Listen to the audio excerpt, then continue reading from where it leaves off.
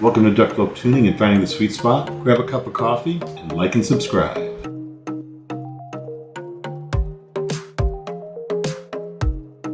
And welcome back to Duck Tuning, Finding the Sweet Spot. Today we have a review and tuning of the iSlab Spectrumica. And I believe it's called the Spectrumica because it's a spectrum, frequency spectrum. And it also follows with the Prismatica, which I also did about 4 or 5 weeks ago. And I gave it a pretty high rating. That was a 5BA, all BA set that was using audio quality capacitors inside, if you can remember.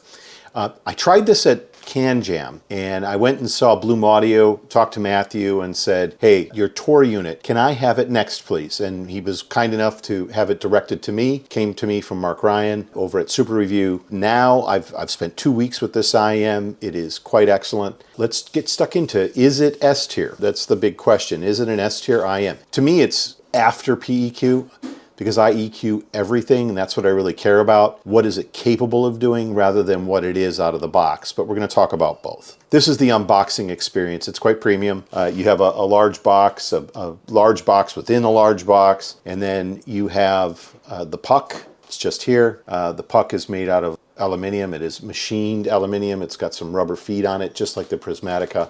It's got a clear cover so you can see inside.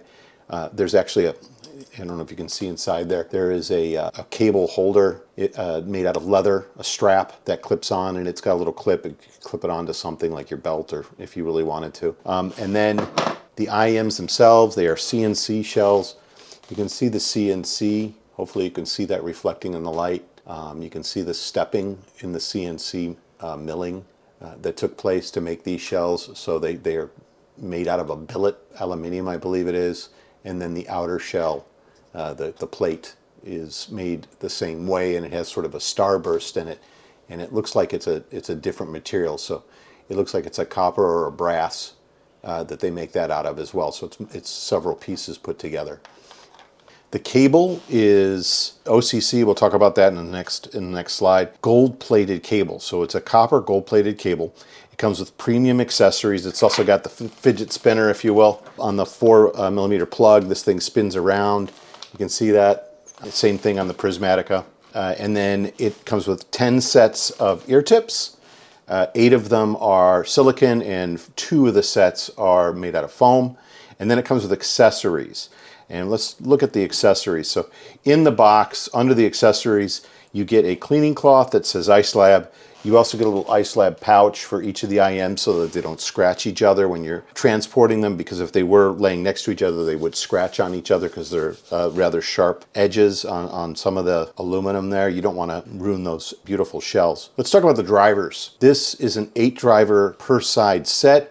It has a ceramic dynamic driver, so this is a DD. It also has 1 bone conduction driver, and it has 4 Sonian balanced armatures taking care of the mids. I suspect the bone conduction is sort of working in the lower mids to midsection to upper mids. I wasn't really feeling the bone conduction in the bass region. We'll get into that a little bit when we look at the Squig. And then it has 2 ESTs to give good treble extension, which it does have. It is a 7 ohm impedance, which means it's really easy to drive. So if you have a DAP or a DAC that has, let's say, a low output, something like 200 milliwatts, 300 milliwatts, this IEM would suit that very well. It would actually drive it without any problems. This is the Squig up on duckbook.squig.link.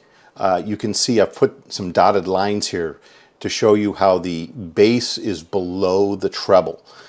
Just here, the bass peak is at 80 hertz. It does drop off in the sub-bass region quite a bit by about, let's say, 7 dB. And then it extends into the mids quite a bit right here before it flattens out into the mids. So this creates a little bit of warmth in the male vocals.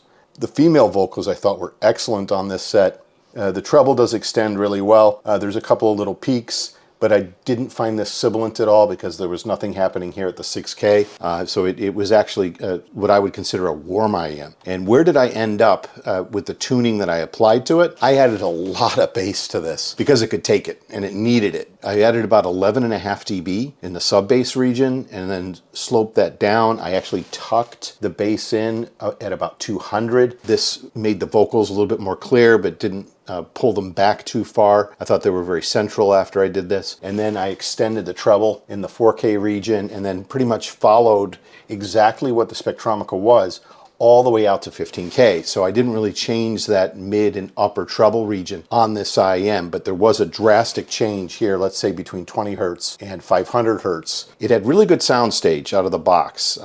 So let's talk about where this started, where I thought it finished, and when I listened to my first 30 songs. And anyone who follows my channel knows that the first thing I do is I build this 3D graph where I show the best PEQs for each songs out of the 30. Most of the songs wound up at a much higher bass level, 4 notches up, the neutral setting, whereas I thought this started out a little bit warm, but it didn't land exactly here. I thought that there was some really good quality that could be had with a little bit less bass and a little bit less treble. And what I wound up with is a spot that was right in between the blue and the 2 green bars. So I had 3.5 elevation in my bass. That's not dB, by the way, that's my settings. And then I added about half a step, these are steps, to the warmth from the neutral position. That really made sure that there was no sibilance in tracks that are meant to be sibilant. So I was able to pull the sibilance out and create something that was good across, let's say, all 30 tracks once I was finished. This is my spider graph. Those of you who follow my channel, again, this is a range of 5 to 10, 5 starting in the middle. Blue is where it started. I thought it was a 9.09 out of the box, which puts it at an A tier IEM. We'll look at the ranking a little bit further on. It is very rounded, but it is A tier. So it had really good sibilance. Like I said, it's slightly warm, so it wasn't really sibilant. There was no masking. I thought the layering was really good out of the box, but really where it lacked is here in the bass region. The sub bass, the bass, and the bass feel, you can see how those were down. I was able to take that and elevate it using the PEQ. Just about everything made this a very rounded because it has really good Sonian drivers as well as bone conduction and a good DD in there as well, which allows for the slam. So I was able to really notably make this a 9.9 out of 10. Pulling it into the S tier plus just made it in. And I never fudged the numbers. Listened to 40 songs. I come up with an average. You can see 9.09. That's a pretty unique number. And then what I wound up was a 9.9, which puts it again into that S tier plus, but at the very bottom of S tier plus. Now we look at the bar graph, and the bar graph is a range of 7 to 10. This is the blue is where we started with Prismatica for each of the attributes, all the way from sub bass all the way out to texture, 17 different attributes, and then the final ranking out of 10. You can see that, again, the bass region was really elevated by adding that 11.5 dB of bass across a broad range using the PEQ setting. And then we were able to elevate everything else at the same time, like the upper mids, the lower treble, the upper treble. Soundstage became wider, detail, layering, note weight, slam, sibilance, timbre, tonality, and texture. Everything got better on this IEM. And again, that's because I was starting out with a very good driver set that I was able to tune. So here's where we started. This is before PEQ. How did I rank this? There's the Prismatica right there on my list. It's 8 out of 10 of the IEMs I've listened to so far. There's a lot of IEMs in this list, so that's doing pretty well to be in the top 10 at a 9.09. That puts it into the A tier class. There it is. And then after PEQ, this thing jumps to the 5th position. So it's a 9.9, just under the Grand Maestro at 9.91, and the Flip Ears Aurora, which I just did, at 9.92. So you can see there's not much in it, and then 9.93 and 9.94. Really close in performance, but you can hear a difference between these 5 IEMs, these 5 S tier plus IEMs, but it really does deserve to be there. It is a very good performing IEM once you add that EQ to it. To wrap this up, it is S tier plus after PEQ. It's A tier. Just about everything is A tier out of the box that's made really well. The PEQ tuning does that final polish and really gets it into that S tier and S tier plus region. It has stunning looks. It has a really nice cable, and it has excellent accessories as well. And with that, please subscribe to the channel if you haven't already. Send me an email, like the video if you like it. Send me an email, ask for the PEQ setting or any of the other ones that I've done. I'm pretty responsive. I'll send you the PEQ. Love the feedback that I've been getting. And with that, Duckbloke out. Thank you for visiting Duckbloke Tuning and finding the sweet spot. Your comments are very much appreciated. I'll try to respond as quickly as possible. Share the PEQ settings with you if you own these particular IEMs or if you plan on purchasing them to maximize your investment. Again, thank you so much for supporting the project.